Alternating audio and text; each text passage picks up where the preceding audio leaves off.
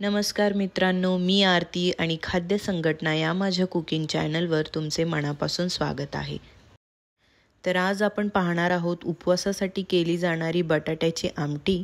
पण त्याआधी जर तुम्ही माझ्या चॅनलवर नवीन असाल तर प्लीज माझ्या चॅनलला सबस्क्राइब करा, लाईक करा, शेअर करा। तर चला सुरू करूया। इथे मी बटाटे घेतले, ते आपण स्वच्छ धुवून घेऊयात आणि कुकरला लावून घेऊयात।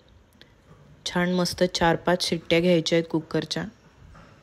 अगदी सोप्या पद्धतीने ही आमटी तयार होते आणि खिचडी सोबत तर खूप छान लागते। तुम्ही नक्की ट्राय करा।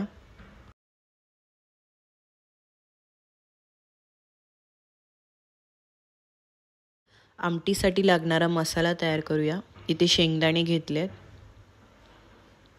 7-8 हिरव्या मिरच्या घेतल्यात। तुमच्या आवडीनुसार घ्या तुम्ही तिखट किती लागतंय। आणि थोडंसं पाणी ॲड करून आपण मिक्सरला वाटून घेऊयात। अशा पद्धतीने पेस्ट बनवायची आहे, तुम्ही पाहू शकता।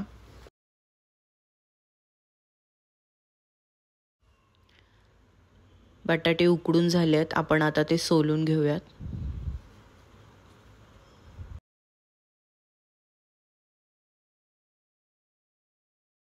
आता आमटीला फोडणी देऊया। इथे मी कढई ठेवली आहे तापायला।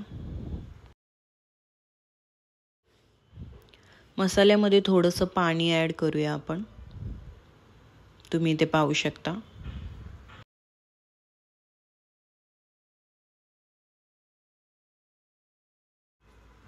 कढई तापली आहे, आता त्यात तेल घालूयात। तुमच्या आवडीनुसार तेल घाला, कमी जास्त तुम्हाला हवंय तसं।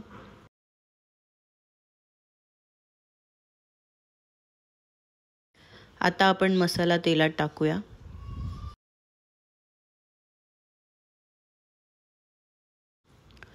पाणी ॲड करूया। तुमच्या आवश्यकतेनुसार पाणी तुम्ही वाढवू शकता।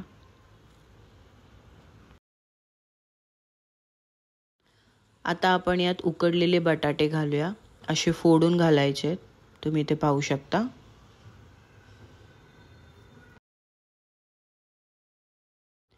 चवीनुसार मीठ घालूयात आणि याला एक छान उकळी येऊ देऊयात। काही लोक कोथिंबीर घालतात, जिरेही घालतात, पण मी घालत नाही सहसा। तुमच्या आवडीनुसार तुम्ही घालू शकता। अशी ही आपली बटाट्याची आमटी तयार आहे। तुम्ही ही खिचडी सोबत खाऊ शकता, खूप छान लागते। नक्की ट्राय करा। अगदी कमी साहित्यात ही तयार होते, झटपट तयार होते। ही रेसिपी आवडली असेल तर नक्की माझ्या चॅनलला सबस्क्राइब करा। Bye bye.